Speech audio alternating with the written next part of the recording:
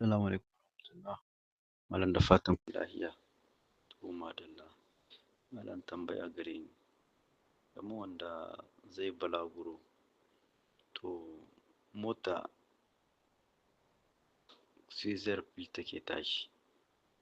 To in ta tashi ko ba su tsaya su yi sallah. Yani yana iya sallah wajen sai na lokaci bai shiga ba. Ya ne zai yi ba.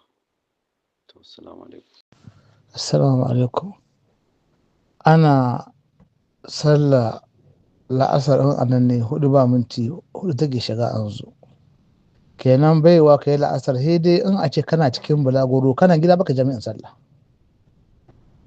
Baka sallah lokaci biyu ba tunda kaya azhar baka la'asar lokaci biyu daga shiga mota ko a mota kai sallar ka.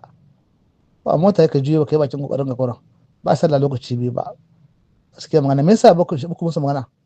Kai da ni baba ku shiga musu magana ku bari su ku yi sallah ma. Sun giya kuma ka shiga ku sake kamfani ku sake wani shiga kakin. Lalle ka shiga wannan ko ka ta annan lokacin wata abu addinin ka. Inda bulaguro ne kana iya gama azhar da asar ma kai.